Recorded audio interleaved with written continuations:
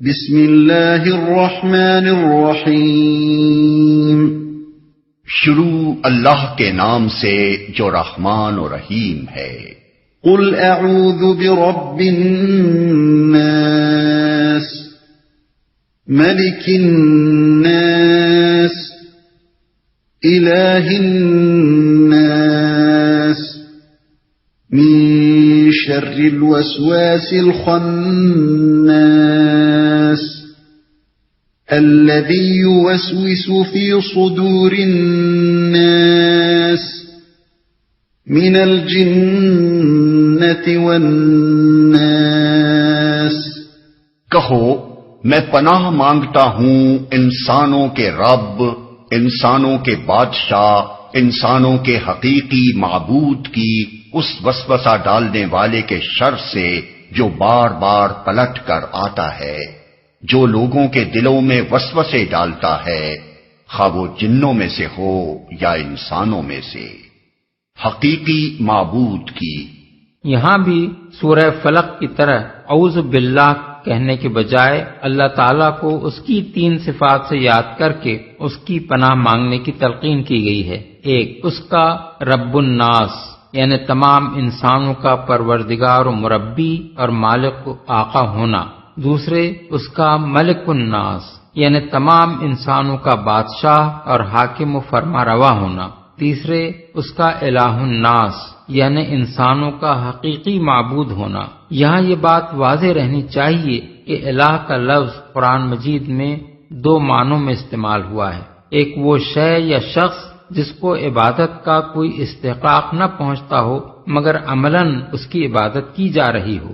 دوسرا وہ جسے عبادت کا استحقاق پہنچتا ہو اور جو حقیقت میں معبود ہو، خواہ لوگ اس کی عبادت کر رہے ہوں یا نہ کر رہے ہوں۔ اللہ کے لیے جہاں یہ لفظ استعمال ہوا ہے اسی دوسرے معنی میں ہوا ہے۔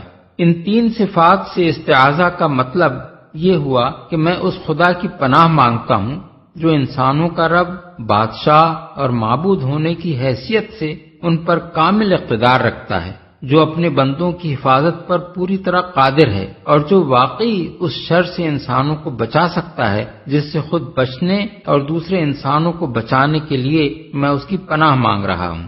یہی نہیں بلکہ چونکہ وہی رب اور بادشاہ اور الہ ہے، اس لیے اس کے سوا اور کوئی ہے ہی نہیں جس سے میں پناہ مانگوں اور جو حقیقت میں پناہ دے بھی سکتا ہو۔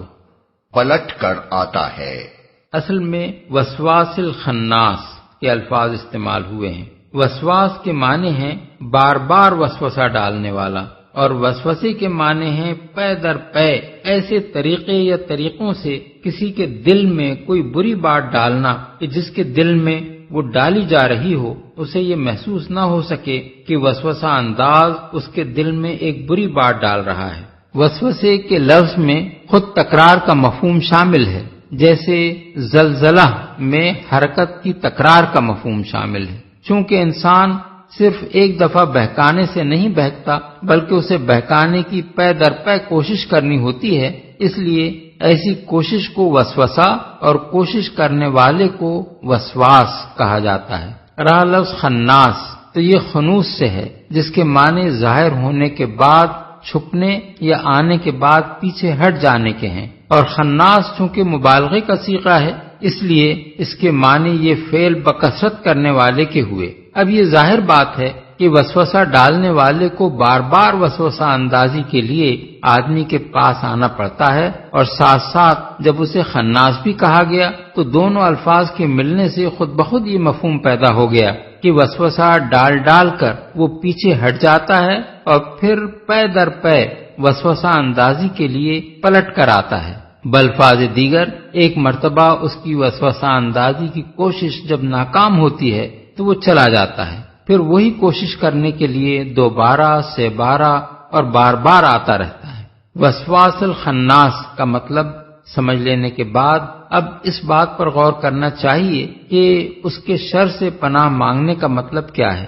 اس کا ایک مطلب تو یہ ہے کہ پناہ مانگنے والا خود اس کے شر سے خدا کی پناہ مانگتا ہے، یعنی اس شر سے کہ وہ کہیں اس کے اپنے دل میں کوئی وسوسہ نہ ڈال دے دوسرا مطلب یہ ہے کہ اللہ کے راستے کی طرف دعوت دینے والے کے خلاف جو شخص بھی لوگوں کے دلوں میں وسوسے ڈالتا پھرے، اس کے شر سے داعی حق خدا کی پناہ مانگتا ہے۔ داعی الی الحق کے بس کا یہ کام نہیں ہے کہ اس کی ذات کے خلاف جن جن لوگوں کے دلوں میں وسوسے ڈالے جا رہے ہوں ان سب تک خود پہنچے اور ایک ایک شخص کی غلط فہمیوں کو صاف کرے۔ اس کے لیے یہ بھی مناسب نہیں ہے کہ اپنی دعوت الی اللہ کا کام چھوڑ چھاڑ کر وسوسہ اندازوں کی پیدا کردہ غلط فہمیوں کو صاف کرنے اور ان کے الزامات کی جواب دہی کرنے میں لگ جائے۔ اس کے مقام سے یہ بات بھی فروتر ہے کہ جس سطح پر اس کے مخالفین اترے ہوئے ہیں اسی پر خود بھی اتر آئے۔ اس لیے اللہ تعالیٰ نے دعوت حق دینے والے کو ہدایت فرمائی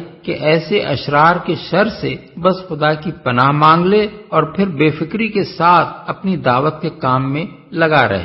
اس کے بعد ان سے نمٹنا تیرا کام نہیں بلکہ رب الناس، ملک الناس اور الہ الناس کا کام ہے۔ اس مقام پر یہ بھی سمجھ لینا چاہیے کہ وسوسہ عمل شر کا نقطہ آغاز ہے۔ وہ جب ایک غافل یا خالی ذہن آدمی کے اندر اثر انداز ہو جاتا ہے تو پہلے اس میں برائی کی خواہش پیدا ہوتی ہے، پھر مزید وسوسہ اندازی اس بری خواہش کو بری نیت اور برے ارادے میں تبدیل کر دیتی ہے۔ پھر اس سے آگے جب وسوسے کی تاثیر بڑھتی ہے تو ارادہ عزم بن جاتا ہے اور آخری قدم پھر عمل شر ہے۔ اس لیے وسوسہ انداز کے شر سے خدا کی پناہ مانگنے کا مطلب یہ ہے کہ شر کا آغاز جس مقام سے ہوتا ہے اللہ تعالیٰ اسی مقام پر اس کا قلعہ فرما دے۔ دوسرے لحاظ سے اگر دیکھا جائے تو وسوسہ اندازوں کے شر کی ترتیب یہ نظر آتی ہے کہ پہلے وہ کھلے کھلے کفر، شرک، دہریت یا اللہ اور رسول سے بغاوت اور اللہ والوں کی عداوت پر اکساتے ہیں۔ اس میں ناکامی ہو اور آدمی دین اللہ میں داخل ہی ہو جائے تو وہ اسے کسی نہ کسی بدعت کی راہ سجھاتے ہیں، یہ بھی نہ ہو سکے تو معصیت کی رغبت دلاتے ہیں۔ اس میں بھی کامیابی نہ ہو سکے تو آدمی کے دل میں یہ خیال ڈالتے ہیں کہ چھوٹے چھوٹے گناہ کر لینے میں تو کوئی مذائقہ نہیں، تاکہ یہی اگر کثرت سے صادر ہو جائیں تو گناہوں کا بار عظیم انسان پر لد جائے۔ اس سے بھی اگر آدمی بچ نکلے تو بدرجہ آخر وہ کوشش کرتے ہیں کہ آدمی دین حق کو بس اپنے آپ تک ہی محدود رکھے، اسے غالب کرنے کی فکر نہ کرے۔ لیکن اگر کوئی شخص ان تمام چالوں کو ناکام کر دے تو پھر شیاطین جن و انس کی پوری پارٹی ایسے آدمی پر پل پڑتی ہے، اس کے خلاف لوگوں کو اکساتی اور بھڑکاتی ہے، اس پر گالیوں اور الزامات کی بوچھاڑ کراتی ہے، اسے ہر طرف بدنام اور رسوا کرنے کی کوشش کرتی ہے۔ پھر شیطان اس مرد مومن کو آ کر غصہ دلاتا ہے اور کہتا ہے کہ یہ سب کچھ برداشت کر لینا تو بڑی بزدلی کی بات ہے، اٹھ اور ان حملاوروں سے بھڑ جا۔ یہ شیطان کا آخری حربہ ہے جس سے وہ دعوت حق کی راہ کھوٹی کرانے اور داعی حق کو راہ کے کانٹوں سے الجھا دینے کی کوشش کرتا ہے۔ اس سے بھی اگر داعی حق بچ نکلے تو شیطان اس کے آگے بے بس ہو جاتا ہے۔ یہی وہ چیز ہے جس کے متعلق قرآن مجید میں ارشاد ہوا ہے وَإِمَّا يَنزَغَنَّكَ مِنَ الشَّيْطَانِ نَزْغٌ فَاسْتَعِذْ بِاللَّهِ، یعنی اور اگر شیطان کی طرف سے تمہیں کوئی اکساہٹ محسوس ہو تو اللہ کی پناہ مانگو۔ سورہ الاعراف آیت 200، سورہ حامیم السجدہ آیت 36۔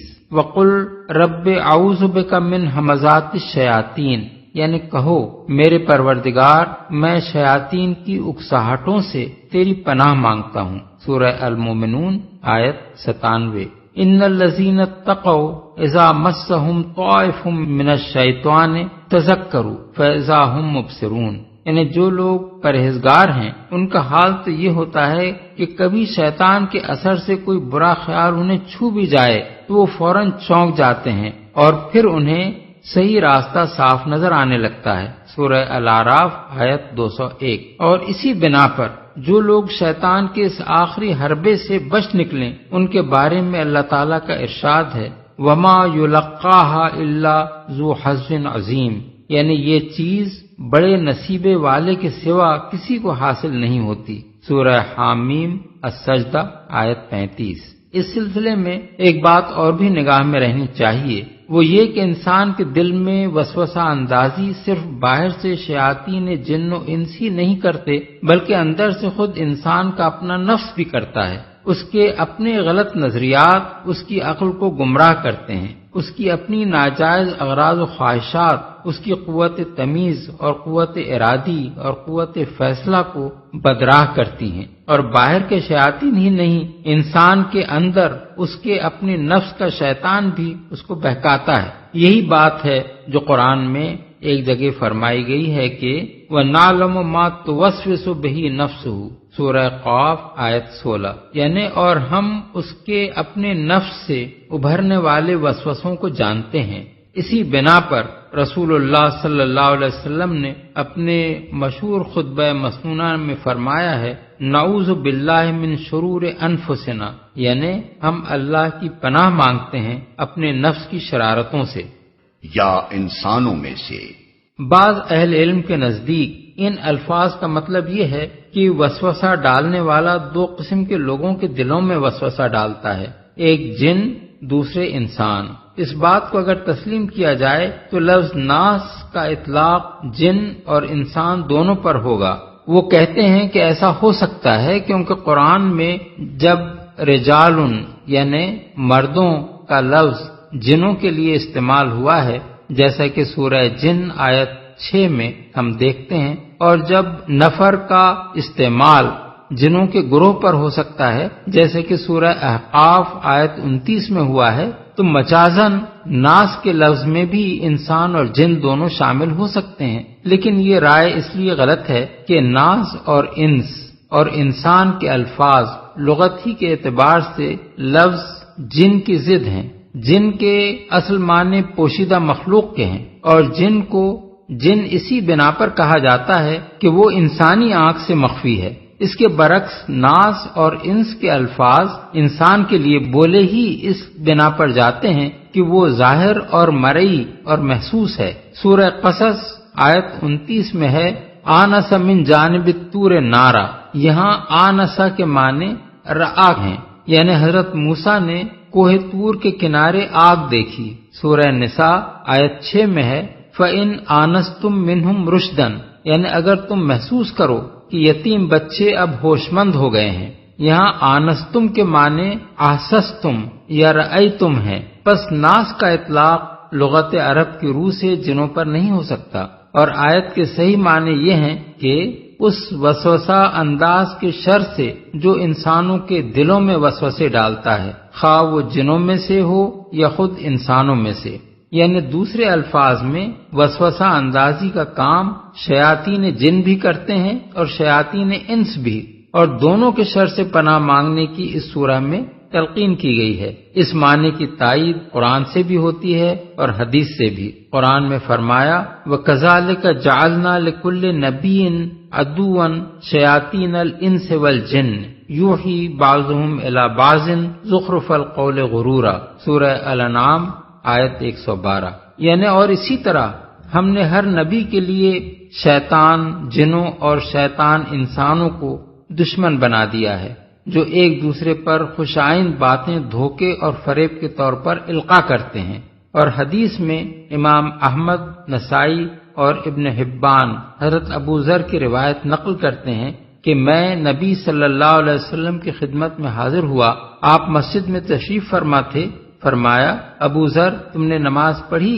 میں نے عرض کیا نہیں۔ فرمایا اٹھو اور نماز پڑھو۔ چنانچہ میں نے نماز پڑھی اور پھر آ کر بیٹھ گیا۔ حضور نے فرمایا یا ابا ذر تعوذ باللہ من شر شیاطین الانس والجن، یعنی اے ابو ذر شیاطین انس اور شیاطین جن کے شر سے اللہ کی پناہ مانگو۔ میں نے عرض کیا یا رسول اللہ کیا انسانوں میں بھی شیطان ہوتے ہیں؟ فرمایا ہاں۔ سید ابو العلا مودودی کی مارکۃ الآراء تصنیف تفہیم القرآن کی یہ CD ادارہ ترجمان القرآن کے لیے سماع